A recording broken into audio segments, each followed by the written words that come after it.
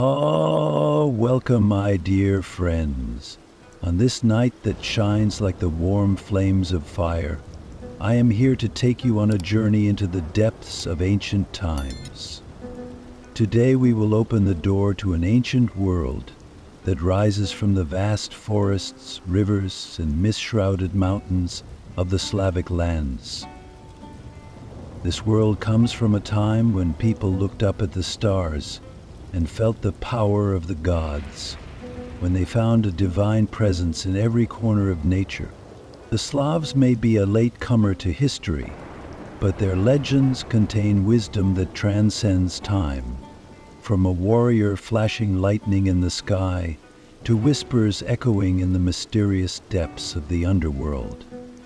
Perun and Veles, one lord of the sky, the other of the underworld.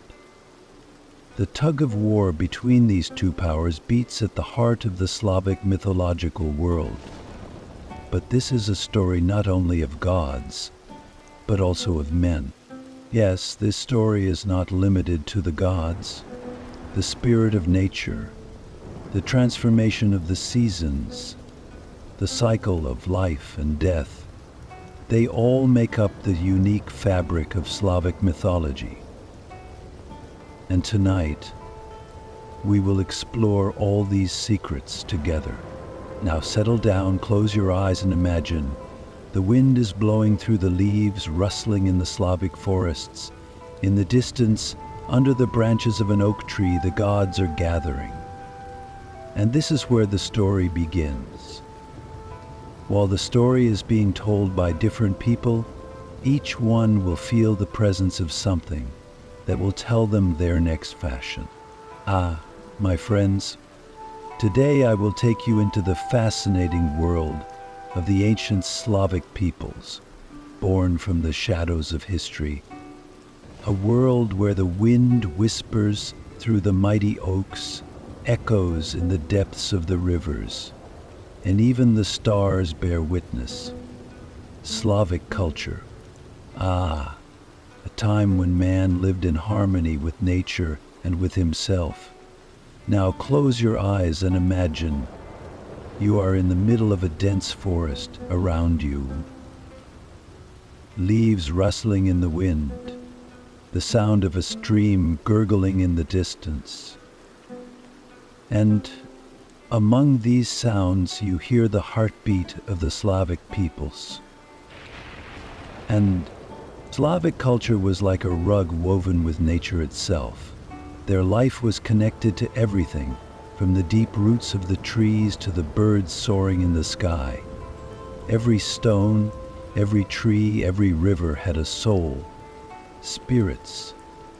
For the Slavs, the world was not just a place where people lived. It was a sacred space, shared with gods, spirits, and supernatural beings. Imagine, my friends, a people who wake up with the first rays of the sun. In the daylight, they felt the power of the gods, and when darkness fell, they listened to the old stories whispered under the stars that shone in the sky. French said. Chui, I spoiled myself. And what was the mythology of this people? Slavic mythology was not only a belief in their lives, but also a guide. For them, mythology was a mirror that reminded them of who they were, from the gods of the sky to the mysterious rulers of the underworld, from the spirits of nature to the guardian beings. These stories included everyone and everything. Every step of the Slavs was an echo of these stories. The grass that grew green every spring reminded us of Perun's thunderbolts, and the leaves that fell every fall reminded us of Veles's call. Ah, Slavic mythology is not just a belief, it is the art of reading nature itself. But my friends, stop. Is it possible to dive into the magic of Slavic mythology without understanding the beliefs of this people? Before Christianity reached the Slavic lands, the beliefs of this people belonged to a completely different world. Paganism was at the heart of their religious life. Pagan beliefs were a system that sanctified nature, identifying the gods with every element of nature. Prayers, chants, and rituals were performed in harmony with the cycles of nature. Each period of the year was dominated by a god or spirit. The coming of spring brought the fertility of Rod, the cold hands of winter, the shadow of Morana. The nights between the periods brought coolness of water and breath of air. Before Christianity, the Slavs offered sacrifices to the gods on their altars, danced around sacred trees, and sent their prayers to the sky in the silence of the night. Nature was a temple for them, every river the home of a protector, every mountain the home of a god. But underlying these beliefs was a balance, the eternal tug of war between Perun and Veles, the struggle between the sky and the underworld, between light and darkness, was the main axis of Slavic mythology. So, my friends, what happened when this unique mythology of the Slavs encountered Christianity? Did they preserve their traditions, their gods, and their stories? Or did they disappear in the shadow of a new order? That will be told in our next story. But first, let's dig a little deeper into the roots of these ancient beliefs. Are you ready? My dear friends. Let's close your eyes for a moment and take a deep breath. Imagine that in a distant land, in the shade of a lush oak forest, you hear the echo of an old story whispered by the wind through the branches. This echo is a call from the heart of Slavic mythology. Today I will tell you about the pantheon of gods and spirits of the Slavic peoples, the fascinating order of this mythological world and its mysterious ties with other European mythologies. It is a world where every corner, from the underworld to the sky, is woven with stories. Every detail carries a meaning that penetrates the human soul. The roots of Slavic mythology are deep, my friends, very deep. What distinguishes this mythology from others and gives it a unique flavor is the deep respect Slavs have for nature. Every stone, every tree, every river harbors a spirit. These spirits are mythological characters, just like the Greek gods or the Norse giants.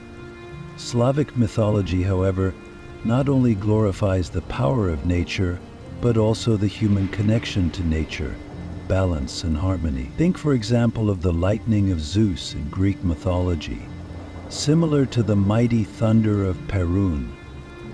But Perun is not only a warrior god, but also a celestial protector who ensures the fertility of the land. This versatility reveals the depth and richness of Slavic mythology. Yggdrasil, the sacred tree of life in Norse mythology, also finds a counterpart in Slavic belief. The Slavs divide the world into three layers: the underworld, the earth, and the sky. These layers are all interconnected, like the roots, trunk, and branches of a tree. The underworld is the realm of the dead and mysterious spirits. Veles is known as the lord of this dark and mysterious region. Veles is also the god of wisdom and magic. But this underworld is not only about death, it is also part of the cycle of life. For the Slavs, death is the seed of a new beginning. In Slavic mythology, the earth is a sacred space where man lives and is intertwined with nature. Perun's mighty thunders echoed on the earth, and people felt his power in agriculture and warfare. The sky is the throne of the gods. Das Bog, the sun god, makes a golden journey across the sky to shine his light on the world. But the stories of these sky gods were not always peaceful. The ancient conflict between Perun and Veles is reminiscent of the clashes between Thor and Loki in Norse mythology. But there is a difference here. In Slavic mythology, this struggle is not only a battle for power, but also a balancing act. Storytelling. These three layers, the underworld, the earth, and the sky, constitute the Slavic mythological understanding of the world. Spirits, gods, and supernatural beings roam each layer. These beings influence not only their own world, but also the lives of people. For example, the dark spirits of the underworld roam silently through the night, while the gods in the sky wake up to bring the first rays of the sun. When the balance between these layers is disturbed, chaos ensues in the world. This is why Slavic mythology revolves around the theme of balance and harmony. But my friends, wait a moment. These similarities and differences of Slavic mythology with other mythologies should make you ask a question. What is the origin of these stories? Could it be that the gods of the Slavic pantheon sat at the same table with the gods of other cultures? Or is this a universal echo of the human spirit? In the next installment, we will look at how these gods and mythological stories took shape and how they have survived so strongly. Are you ready? Because we are just getting started. Ah, my dear friends, gather once again around the fire and listen to me carefully. I will now introduce you to one of the most powerful, most majestic gods of the Slavs, Perun. At the mention of his name, the sky trembles, the mountains echo, hearts overflow with courage. Perun is the Slavic god of thunder, lightning, and war. But he is not just a warrior. He is the guardian of justice, the protector of his people, the balance of nature, and the witness of sacred vows. His legends inspire both fear and awe. Let's delve deeper into his story and get to know this mighty god better. And Perun's presence is felt in the vastness of the heavens and on the summits of the mountains. Think of him, my friends, a lightning bolt exploding in the sky, followed by thunder that shakes the earth. That is the voice of Perun. He not only guides brave warriors on the battlefield, but also maintains order and justice among the Slavic peoples. His justice is like a sharp sword, separating right from wrong and never letting evil pass. Oaths bearing Perun's name are sacred. If a Slavic warrior swears an oath in his name, to break it is to invite a great curse. For Perun is not only the god of thunder, but also of truth and righteousness. Perun's symbols reflect his power and spirit. One of his best-known symbols is the thunderbolt, a sign of his anger and determination. But he is not only associated with lightning, but also with the sacred oak tree. In Slavic mythology, the oak is considered the earthly manifestation of Perun. Each oak tree carries the power of the god, and that is why oak forests are sacred to the Slavs. In the shade of the oak, sacrifices are offered, prayers are said, and a connection with the god is established. Also, one of the symbols of Perun is the wheel. The wheel symbolizes the constant movement of the heavens and his duty to protect this cycle. This is why you often see the wheel and lightning in the protective symbols of the Slavs. The stories of Perun, my friends, are countless, but there is one that is the most told, the one that spreads the most by word of mouth. This story tells of his struggle with his sworn enemy, Veles. Veles is the god of the sky. Veles is the dark and insidious lord of the underworld. One day, Veles steals the sacred animals of Perun's people, sparking a great war between the gods. Perun chases Veles with his thunderbolt, and a great chase begins. From the sky to the underworld, from there to the seas and mountains. Each time the lightning flashes, Veles takes on a different form and tries to escape. Sometimes a snake, sometimes a tree, sometimes an animal. But there is no escape from Perun's wrath. Finally, Perun strikes Veles down with his lightning and restores order. In the eyes of the Slavic peoples, this struggle symbolizes the eternal clash of chaos and order. Perun always wins, because the voice of the heavens can never be silenced. So my dear friends, what is the deeper meaning behind this story of Perun's lightning bringing order to the earth? What does this never-ending struggle of Perun and Veles symbolize? And why do people need Perun's protection as much as his anger? In the next episode, we will discover how Perun touched the lives of his people and how they carry his traces in Slavic culture. Get ready, because this story is just beginning. Ah, my dear friends, gather round the fire again and listen to me carefully. For now I will take you into the deep, into the dark and unknown realms, where we will get to know the sworn enemy of Perun, the majestic god of the sky, Veles, the dark lord of the underworld. Veles is one of the most complex and fascinating figures of Slavic mythology. He is the god of riches, animals, magic, and chaos. But the story of Veles is not just about these attributes. He represents a struggle from the depths of the underworld to the sky, the cycle of life, the eternal clash of order and chaos. Let's begin. Let's take a step together into this dark but fascinating world. Veles's presence is felt in the chaos of nature, the fertility of the soil, and the mysteries of magic. He is a shape-shifting god, sometimes appearing as a snake, sometimes as a bull, sometimes as a wolf. These animals symbolize both his powers and his deep connection with nature. But he is most often associated with the serpent because it is a symbol of the underworld, transformation, and wisdom. When you think of Veles, you should think of serpentine rivers, deep caves, and fertile lands. But remember, my friends, his power is not limited to the fertility of nature. Veles is also the god of magic and secrets.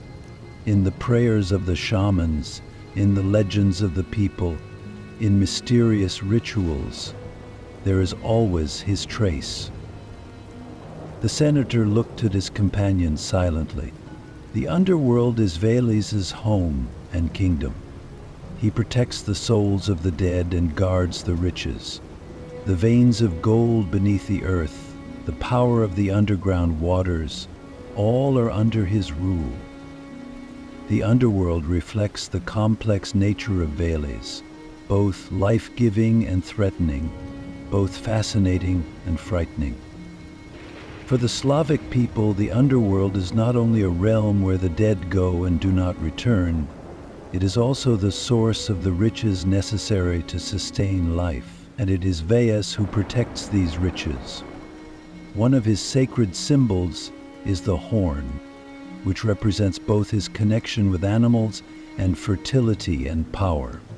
In addition, statuettes decorated with snake motifs are among the ritual tools that symbolize the power of Veles.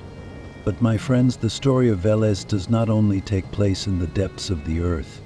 His greatest enemy is Perun, the mighty god of the sky. The eternal conflict between the two represents the balance of nature and the universe. The story begins as follows. Veles ascends to the sky and steals Perun's sacred animals. This is the beginning of a war. Perun angrily chases Veles with his thunderbolts exploding in the sky. But Veles escapes, constantly changing shape. He becomes a snake and dives into the river, a wolf and flees into the forest, a tree and hides in the mountains. But Perun never gives up. Each time he strikes Veles with his lightning bolts and sends him back underground. This struggle never ends, because Veles always returns. This conflict has shaped the Slavic way of understanding the world. No order without chaos, chaos without order. The battle of Perun and Veles is a truth as old as life itself. But wait, my friends, why is this legendary battle of Perun and Veles staged over and over again? Does this battle only show the power of the gods? Or does it reflect the Slavic people's connection with nature, their belief in the balance of the universe? In the next chapter, we will explore together the traces of Veles in the everyday life of the Slavic people and how he is woven into their stories. This dark and magical story is not over yet. Are you ready? Ah, my dear friends, on this sacred night, echoing with the crackle of the fire, I will tell you of the endless dance of the sky and the underworld, the clash of Perun and Veles. But don't think this is an ordinary story, because this is the essence of life, the rhythm of nature, and the ancient secret of the universe. This struggle between the sky and the underworld is not only the battle of the gods, but also a story directly linked to human existence. The echoes of this conflict are felt in every storm, every rain, even in the cycle of the seasons. Perun and Veles, two completely opposite yet complementary forces. Perun, the thundering god of the sky, symbolizes order, justice, and protection, while Veles, the insidious and shape-shifting lord of the underworld, represents chaos, magic, and mystery. Their battle is the key to the workings of the universe in Slavic mythology.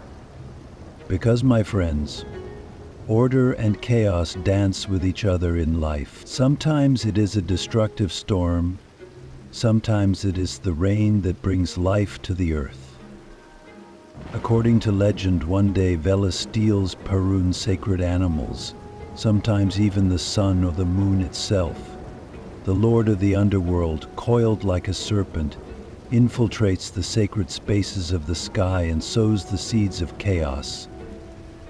But this is a challenge for Perun, as the god of order and justice can never remain indifferent to this theft. He shakes the skies with his rage, summons his thunderbolts, and goes after Veles. At that moment you hear the sound of lightning exploding in the sky. That sound is Perun's call to battle. Mine is, but Veles is no easy opponent.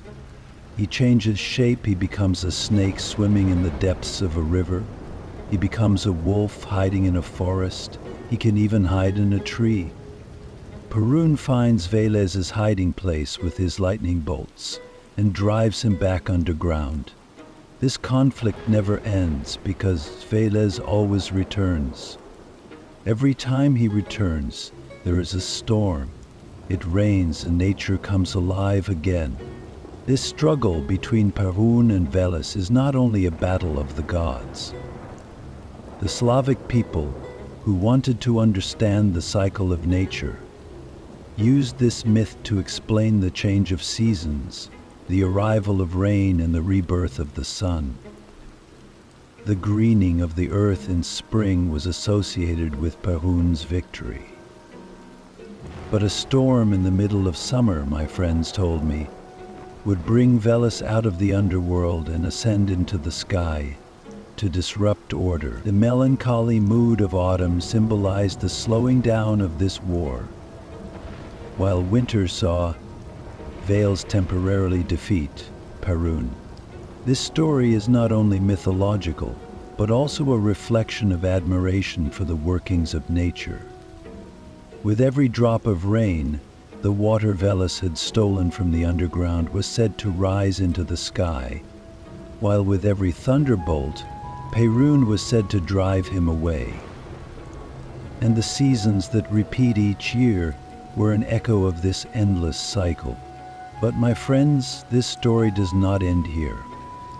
Could Veles's ambition and Perun's anger be hiding a greater truth? Could the Slavic people, in trying to understand the balance of nature through these legends, have considered how their own lives are affected by this cycle? In the next episode, we will explore the traces of these ancient stories in Slavic culture and their echoes in rituals and daily life. Are you ready? Because our journey is not over yet.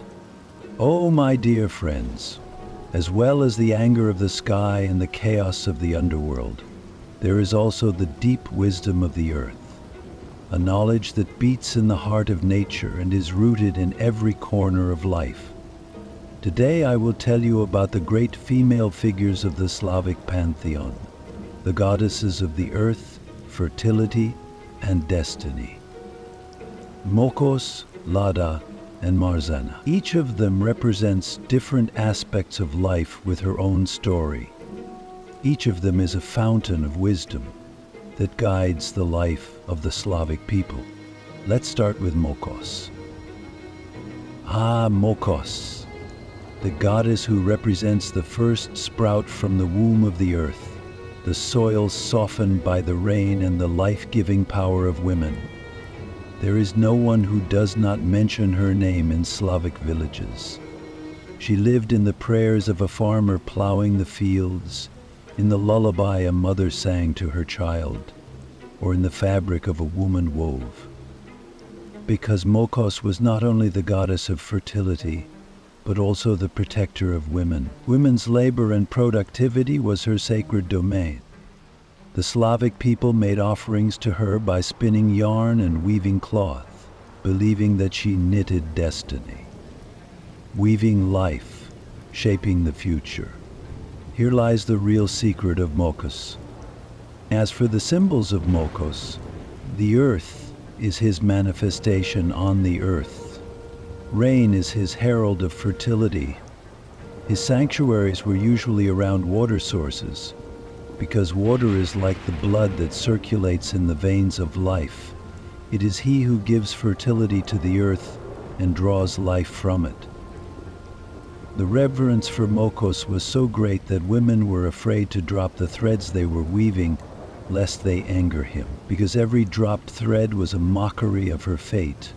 But my friends, Slavic goddesses do not only represent fertility and life. The balance of life is completed by death and rebirth. Here is another goddess who represents this balance, Marzana. Marzana symbolizes the harsh face of winter, the cold breath of death, and the moment when life ends, but prepares to begin again. Her story echoes in the snow-covered fields, in the silence of frozen rivers. The Slavic people honored Marzana by symbolically killing her at the coming of spring. They would make effigies of her, drop them into river waters, or burn them. This ritual was a celebration of life after death, because winter is always followed by spring, and death is never eternal. And of course, Lada is the Slavic goddess of love and beauty. Her name is heard in the scent of blossoming fruit trees, in the murmurs of young lovers. Lada represents the exuberance of youth and the revival of nature. In the spring, people sang, danced, and celebrated love during festivities in her name. These interconnected goddesses tell the complete story of the cycle of life. Mokos symbolizes birth and fertility. Lada symbolizes love and life. And Marzana symbolizes the transition that comes with death and rebirth. These powerful female figures of the Slavic pantheon were deeply rooted in the lives as well as the souls of the people, because the essence of life was hidden in the stories of these goddesses. But my friends, the mystery of these ancient goddesses does not end here. How did people reflect their devotion to these goddesses in their daily lives?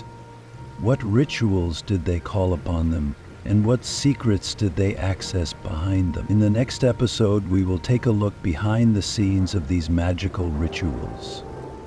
Are you ready? Because our journey is just beginning.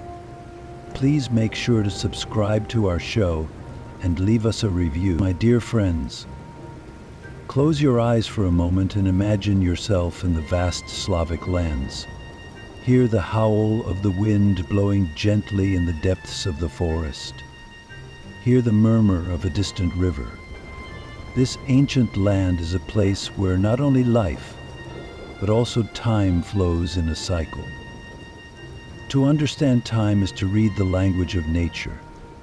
The Slavic people shaped their calendar according to the stars of the sky, the rhythm of the earth, and the guidance of their gods, because in their world, each season was shaped by the hands of a god. The Slavs lived a life of agriculture. Their lives depended on the generosity of the soil, the timing of the rain and the warmth of the sun. Therefore, every movement in the sky, every change in the soil was a message for them. Interpreting these messages was synonymous with survival. When spring came, the earth awoke and the fields were prepared for planting. Summer heralded the abundance of the harvest. Autumn called for preparation for winter. And winter, the season of silence and waiting. For the Slavs, winter was not only nature's hibernation, but also a time of the strongest spiritual connection with the gods. Oh, Yusuf, how are you feeling? Any loose skin on you? This cycle of nature was deeply embedded in their beliefs. When spring came, festivals dedicated to Mokos were organized. Women would bow to the earth and pray for fertility. They would dance with flowers in their hands and sing songs to awaken the earth, because the awakening of the earth meant the resumption of life. When summer came, it was Lada's time. In honor of this goddess of love and beauty, young girls would make garlands on the riverbanks and drop them into the waters. The flow of the garlands was seen as a sign that shaped their destiny. Autumn, on the other hand, marked a more solemn time. The harshness of winter was approaching, and harvest time was filled with rituals to appease the anger of the gods. Thanks were given to the strong will of Perun, and prayers were offered for Veles to rise from the underworld and bring peace to the land. In the winter months, all nature surrendered to the cold rule of Marzana. During this period, people performed rituals to understand that death was temporary and that a new cycle would begin. Wooden puppets were made to represent Marzana. The effigies were burned or placed in water. This symbolized new beginnings after death. But my friends, the festivals of the Slavic people were not only about honoring the gods. They were also times to come together, to share stories and celebrate the meaning of life together. At these festivals, people danced, sang, and showed their gratitude for the cycles of nature. Each ritual was a way of connecting with the gods, a way of getting one step closer to their world. Because for the Slavs, the gods were not only in the sky or underground, they were in every tree in the forest, in every river that flowed, and in every rain that fell. So, my friends, would you like to discover the deeper secrets behind these festivals and rituals? The Slavic people shaped their devotion to their gods not only by the cycles of nature, but also by the movement of the stars in the sky. But what was the place of the stars in these stories? Are you ready to learn the secrets hidden in the infinity of the sky? Then let's meet in our next story to discover the magical place of the stars in Slavic mythology. My friends, let us go a little deeper. Let us step far away into an ancient world lost in time. The Slavic people maintained their relationship with the gods under the sky and in the depths of the underworld through rituals and worship. These rituals were not just traditions, they were part of life. For them, worship meant spending every day in prayer and gratitude before the gods. In every part of nature, in every branch of every tree, in every gust of wind, there was a part of the god. They were not only in the sky or underground, they were everywhere in nature, at every moment, making their presence felt. Perun and Veles were the most powerful gods of Slavic mythology, and the rituals performed in their name were quite impressive. Perun was the god of the sky and lightning. His power was connected with storms, thunder, the fertility of the fields. He was the protector of warriors, and it was believed that it was he who brought fertility to the land.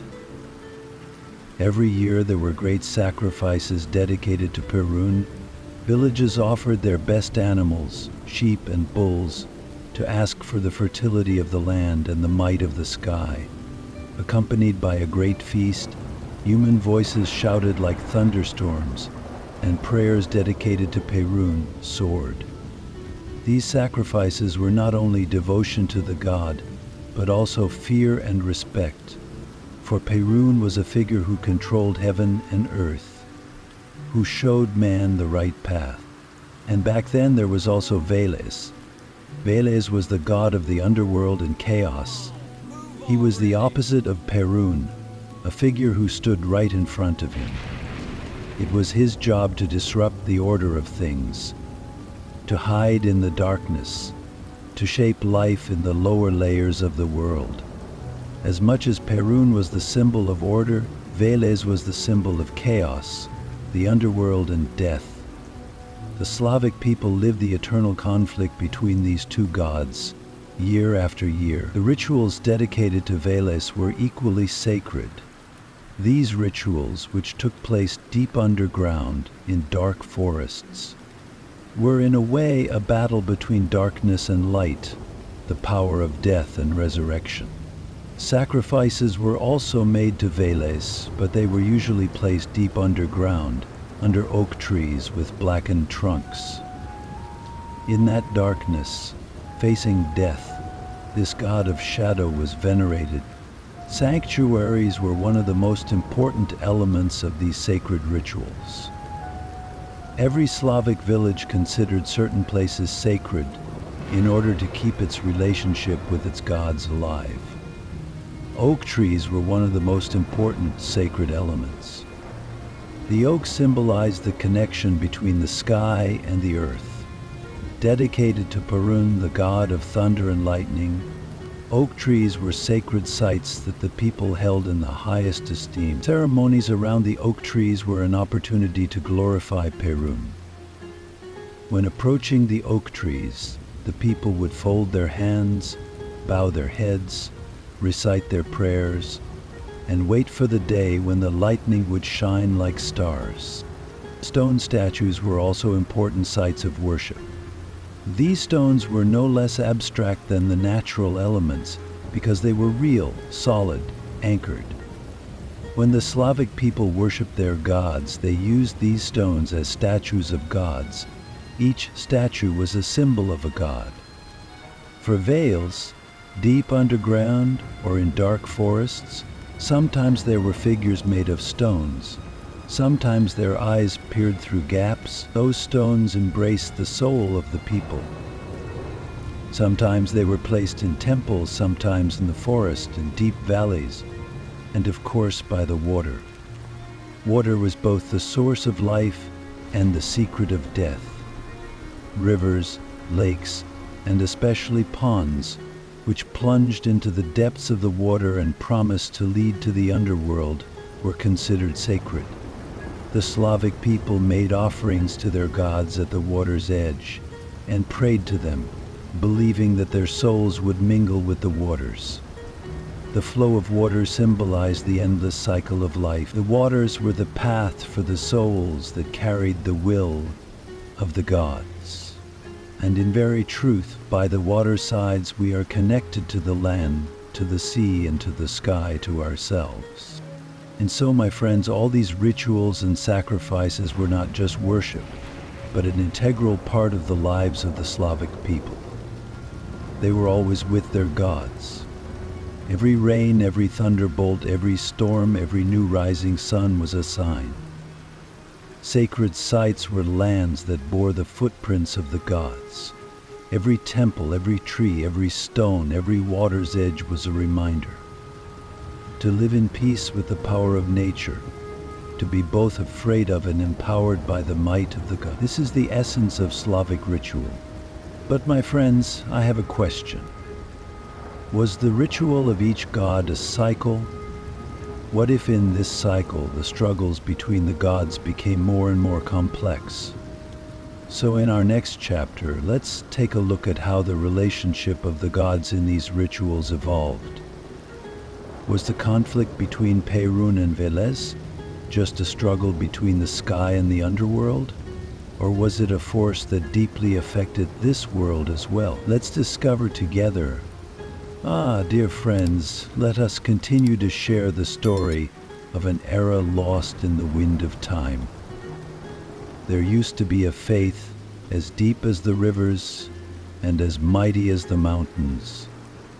The Slavic people felt the might of their gods and the power of nature. In the cycle of the seasons, in the rising and setting of the sun, every tree, every storm carried their will and was considered a sign of them. But in time, another power of the sky, another faith, another way came. As Christianity set foot on Slavic soil, it would replace these old beliefs, bringing a new spirit, a new order, a new hope. But as with everything, there was a fusion, a transformation in the union of the old and the new. One by one, the old gods of Slavic mythology changed their shape and were reborn through the window of Christianity. When Christianity came to our lands, it brought a wind of change that swept the whole world.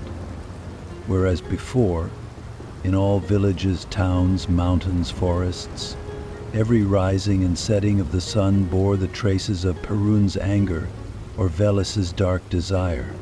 Suddenly, another power was named, God. God, as a single absolute being, began to replace the old gods in the hearts of the Slavic people. But this transformation was not easy, because the people could not easily give up their old beliefs. The thunderbolts of Perun, the call of Veles, deep underground, were still there. Even though the one God preached by Christianity wanted to replace the local gods, the spirits of the old gods continued to live in the people somehow. At this point, a change began. Slowly but surely, Christianity began to accept the old pagan gods in different ways. Everything was like a reflection. One by one, the old gods of the Slavic people were transformed into Christian saints. For example, the power of Perun, beloved and revered by the people, was transformed into the power of Saint Elijah. Perun's hands, which had thrown lightning bolts, were transformed into a Christian saint, a figure that could raise storms in the sky. Saint Elijah, like Perun, became a figure who controlled thunder and lightning. But there was a difference. Now he was not a god, but part of the Christian faith. The old beliefs had changed their identity. They had taken on a new framework, the Christian faith. And remember, Veles was not idle. That old god of darkness, the ruler of the underworld, found his place again in the Christian faith. The spirit of Veles was transformed into the Christian saint, Saint Nicholas. Veles' cunning and power in the underworld was combined with Saint Nicholas's benevolence and protection. Christianity had thus reshaped some of the people's old gods within itself. As in the dark world of Veles, Saint Nicholas was a protective figure for the people who sought protection from evil spirits. There was a similarity between the two figures, one guiding in darkness, the other on a holy path. But there was another dimension to this transformation. Each of the old gods continued to exist in different forms in the memory of the people. Mokosh, the goddess of the earth and fertility, symbolizing the power of nature, was reshaped in Christianity, and all became more visible among the saints. Mokosh, who symbolized the fertility of fields and gardens, was gradually transformed into Saint Maria by the people in villages and towns who prayed for the continuation of life, based on agriculture. Mokosh's relationship with the earth, fertility, and life was shaped in the figure of the Virgin Mary, the mother of Jesus. Fertility and compassion overlapped with the Virgin Mary, and the people accepted her as a reflection of the old god Mokosh. However, this process of transformation was even deeper. The old gods of Slavic mythology, instead of being completely erased, gradually seeped into Christian culture and were still commemorated in the villages. Old pagan traditions were blended with Christianity, forming a kind of common faith. Many old rituals were revived in a new form. Celebrations and festivals were still held in a way that kept the memory of the old gods alive. Pagan festivals and celebrations were replaced by Christian holidays, but sometimes, unwittingly, old traditions merged with new beliefs. But, dear friends, this process is not complete, because old beliefs could not be easily erased from the heart of a people. The rebirth of a god as a saint was, in a sense, a reflection of the people's attachment to the old. So how did this transformation of the people's beliefs work out? To what extent exactly did Christianity penetrate the remnants of paganism? To answer this question, we will next trace the old pagan rituals and the new belief systems that merged with Christianity. Then we will see how the people bridged the gap between the old and the new. Ah, my dear friends, let us now go down into the depths of time, into the heart of the people, and see how ancient mythological heroes, gods and goddesses, have found their form in the mouths of the people. To understand how a people tells its history, how its ancient heroes and gods have survived to the present day, we need to look into the inner world of folk tales, into the depths of fairy tales. These tales, stories that have been told for generations, are a reflection of a life as real and as magical as history. And these tales are the most powerful indicators of how the soul of a people is shaped and how their beliefs are kept alive. This is exactly what I want to tell you now. Slavic folk tales are a magical narrative woven with mythological motifs. In every village, in every town, by the fireside, on those long winter nights when the children were sleepless, the elders would tell these old tales one by one. The narrator would raise his hands towards the glowing flames of the fire, reflecting the heroes and gods of ancient times and their deeds, like a fire shining in his eyes. There was a sense of justice in the tales, a search for heroism, a hero's deep journey. Just like Perun's thunderbolts tearing the sky, just like the lost souls of Veles in the deep underworld, these stories found a place in the world of the people. These were not just ordinary stories told. These were sacred teachings that guided the lives of the people, guiding them in their daily work. Perun was the greatest god of the people, associated with the sky, the lord of lightning. When Perun's name was mentioned in the tales, there was always a sign of justice and might. In one story, Perun was said to protect the people by driving away evil spirits and darkness. A young boy prayed to Perun for protection from dark creatures deep in the forest. Just as it once was, Perun's powerful hands would strike like lightning, destroying evil. These stories were legends that awakened the people and gave them strength. However, there was another god in the stories, Veles. The opposite of Perun, this god was the lord of the underworld, the master of evil spirits and chaos. Veles sometimes appeared as a deceitful and cunning character. In folk tales, Veles was often portrayed as a rival, an opponent who opposed and defied Perun. He came from the depths of the underworld and was associated with darkness and evil. However, in folk tales, Veles was also respected in his own way. Sometimes he fulfilled his duty to protect the people by guarding the treasures and dark secrets of the underworld. Imagine how Veles's place in the stories helped the people to understand opposites, the balance between good and evil. This eternal struggle between Perun and Veles was actually symbolic of the battle between good and evil, darkness and light within the people. A people's mythology, just like these gods, is shaped by contrasts and struggles. These tales both entertained the people and taught them how to remain strong in the face of life's challenges. Moreover, these mythological motifs were reflected in the daily life of the people. A farmer would start work in his field by invoking Perun's blessing. A hunter would pray not to encounter the spirits of Veles in the forest. People knew that everything had a meaning, that every event carried a message. Just like in fairy tales, there was a reason for everything, and in those reasons were the powers of the old gods.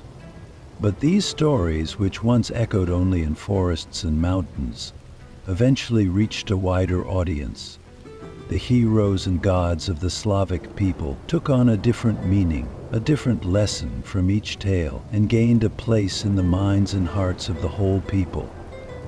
Listening to these tales, each new generation grew and developed in such a way that they learned not only about the past, but also about the future. Each narrative was a symbol of a people's connection to its past, a symbol of a people's loyalty to its mythology. So how did these mythological motifs and folk tales change shape over time? Did Perun and Veles' place in these stories change, or did the people always remember them in the same way? In future narratives, we will explore how these tales evolved, and how folk tales opened the doors to a new era. Ah, my friends, now we will take you on a journey to another world, to ancient times, to the heart of nature. Deep in the depths of Slavic mythology, we will discover the great importance of animals and how they are intertwined with the gods and nature. These tales are not just for telling, they are sacred symbols that reflect the beliefs, lifestyles, and worldviews of a people, and their ancient bonds with nature. Animals were not only part of nature in the eyes of the Slavic people, they were also connected to gods, spirits, and the forces of nature.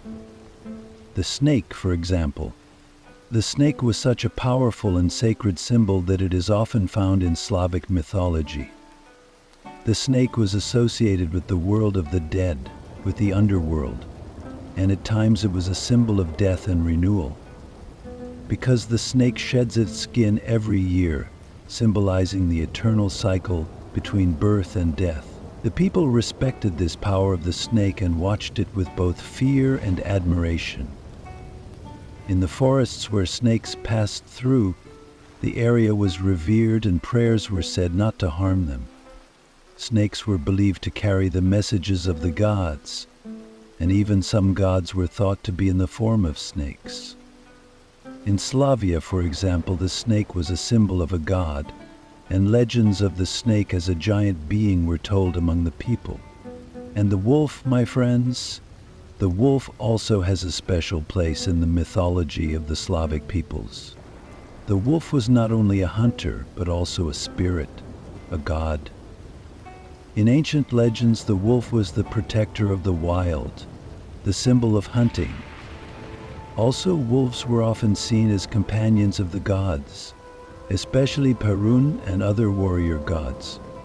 In many tales, a hero fought against evil creatures, accompanied by a wolf, who gave him strength and courage. The Slavic people saw wolves as fierce yet honorable beings, respecting their place in the natural world.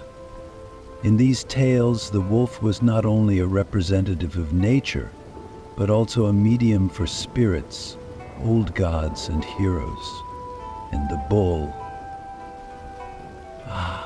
the bull, a symbol in itself, a might. In Slavic mythology, the bull was often seen as a symbol of fertility and the land. This powerful and majestic animal was closely connected to the land, to nature, to agriculture.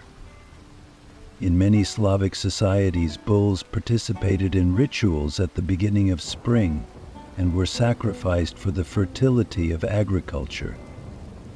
The bull also represented the power and might of the gods. In the stories of Slavic gods, the bull often appears as a protective figure, merging with the earth and feeding the people. Slavic mythology's deep relationship with animals is actually one of the best examples of their bond with nature. Each animal signified a god, a spiritual being or a source of power.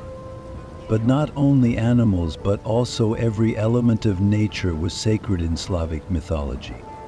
Forests, mountains, rivers, they were all identical with a god or holy being. Slavic people believed that a spirit inhabited every part of nature, every stone, every tree, every stream. The forests were therefore sacred. It was possible to walk slowly and feel the spirits in the trees with every step. Walking through the forests at night, the crunch of an animal, the sound of the wind, would never leave them alone. The forest was much more than a habitat. It was a place where gods and spirits breathed life into their bodies and communicated with them. Rivers were another sacred element. Rivers were considered not only as water-carrying streams, but also as sacred vessels that sustained life. Some of the Slavic gods were water gods, symbolizing life born from the power of water. Rivers were thought to carry the thin line between life and death. Water was the source of life, but it was also the harbinger of death. At the banks of rivers, Slavic people sometimes made offerings to their gods and sometimes prayed for protection from evil spirits.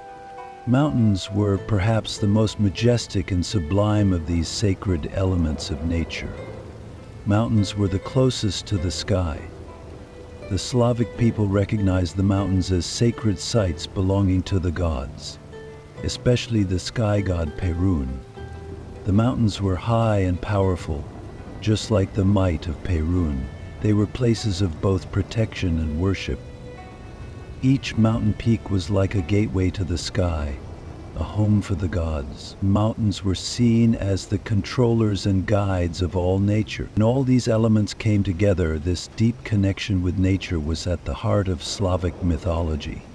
Nature was the source of everything. Every tree, every stone, every wind, every drop of water carried a spirit, reflected the power of a god. The Slavic people had a deep respect for nature, not only in their existence, but also in their beliefs. In those ancient times, they searched for traces of the gods in the depths of the forest, on the peaks of the mountains, by the rivers. Now, how has the relationship between man and this sacred nature changed over time? How has Slavic mythology preserved and transformed its links with these sacred elements of nature? How has the relationship between the old gods and nature evolved as a new era begins? My children, as we go along this path, there is a very deep, very ancient secret that I want to tell you.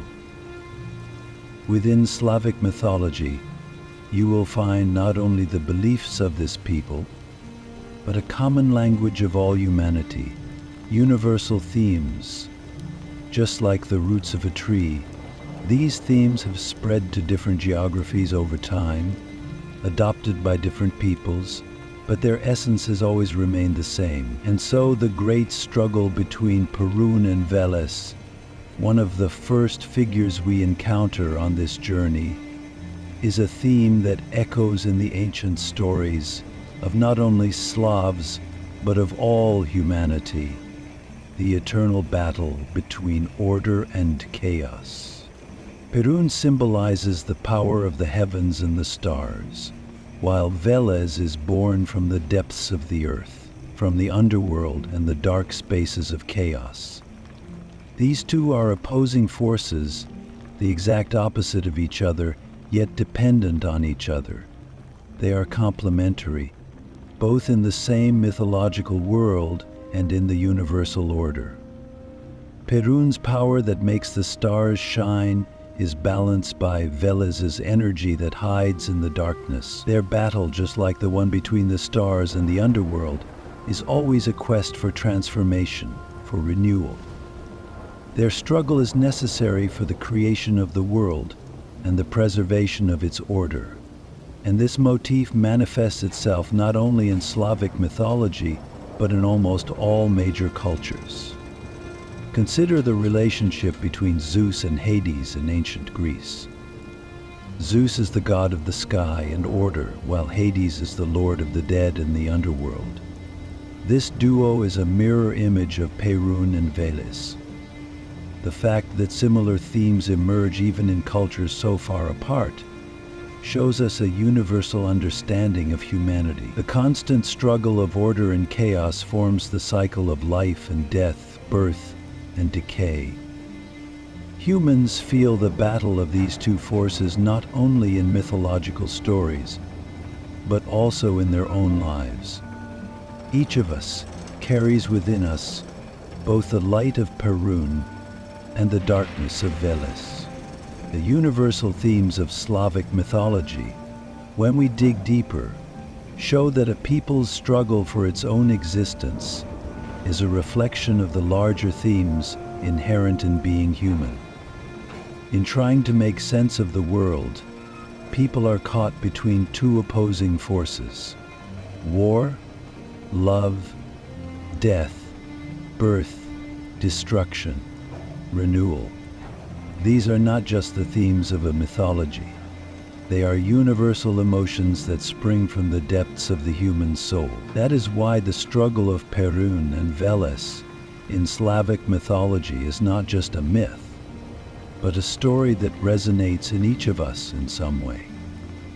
And although these stories have been told in different ways throughout history, they all ask the same question: do order and chaos destroy each other, or do they create each other?